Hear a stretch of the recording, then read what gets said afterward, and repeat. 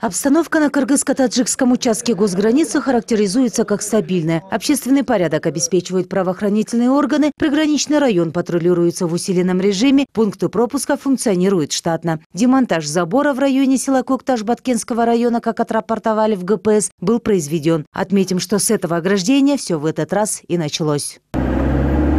Понедельник, 16 декабря. На одной из улиц скопление людей. Поводом для возмущения стало самовольное решение таджикистанцев поставить ограждение вдоль магазина вблизи условной линии границы. Прибывшие на место и кыргызстанцы, и пограничники требовали прекратить работы, но жители соседней страны не отреагировали. Тогда пришлось приступить к переговорам главам соседствующих сел, милиции и погранпредставительств. И вроде бы договорились прекратить какие-либо действия в районе неописанных территорий, как конфликт принял еще более крутой оборот. Вторник, 17 декабря. Неизвестные таджикистанцы избили кыргызстанца на дороге близ условной линии границы, проходящей через село Кокташ Баткенского района. Пострадавшему потребовалась медицинская помощь. Его госпитализировали в Баткенскую областную больницу. Я шел по нашей дороге, которая находится на нашей территории. Несколько граждан Таджикистана напали на меня. Помню, как сознание потерял. Когда открыл глаза, увидел, что меня по земле волокут. Очнулся где-то. Они меня чипаном накрыли, лицо закрывали. Когда они били, пришли военные. Те, кто меня избивал, переговорили с этими военными, а после отобрали мой телефон. Задавали разные вопросы. Как я понял, они подумали, что я военный. Ну а на следующий день, 18 декабря, жители таджикского кишлака Саманьон и села Кокташ уже взялись за камни. Чтобы урегулировать ситуацию, на месте стартовали переговоры пограничных представителей, руководителей администрации, сотрудников правоохранительных органов двух стран. И без того накаленную обстановку оглушили выстрелы. С таджикской стороны прилетели пули, по предварительным данным, из мелкокалиберного ружья. В результате ранения получил военнослужащий внутренних войск МВД. У него диагностировали сквозное огнестрельное ранение. Срочным образом пострадавшему провели первичную хирургическую обработку. Следом за ним с огнестрельным ранением в левую руку привезли депутата местного кенеша села Самаркандык. Состояние обоих, по данным медиков, уже относительно удовлетворительное. Всего в Баткенскую областную объединенную больницу поступили 6 пострадавших. 2 с ранениями и 4 с различными травмами. Все они получают необходимую помощь. Бұл жерде операция лопаточная области болған, правый лопаточная области болып тиген бірісінікі, а бергі жарандыкі, гражданскийдікі, сквозная пулевое ранение левой кисти.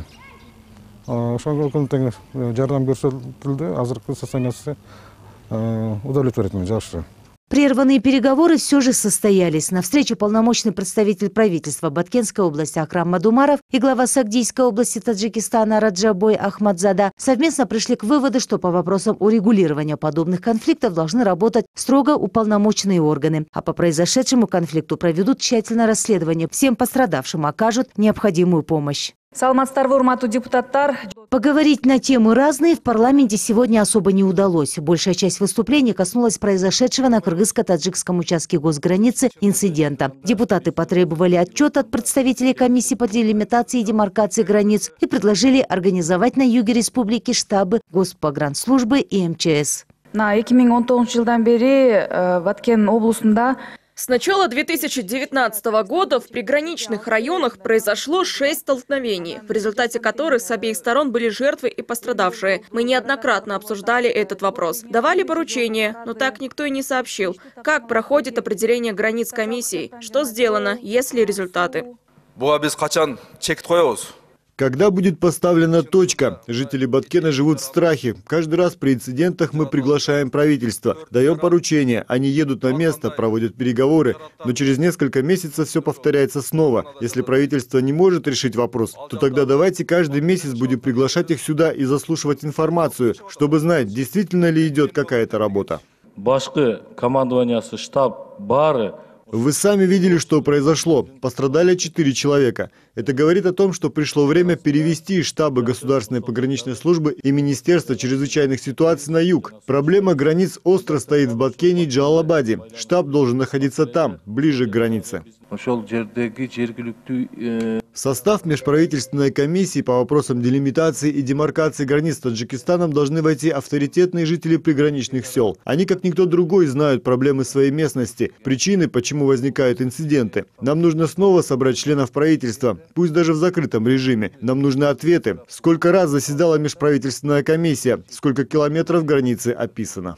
Отметим, что конфликты на границе Кыргызстана и Таджикистана случаются не первый год. Протяженность составляет 970 километров. Из них согласовано только 519. Еще порядка 70 участков считаются спорными. Эльнура Бекпасарова, Ирлан Кемельбеков, НТС.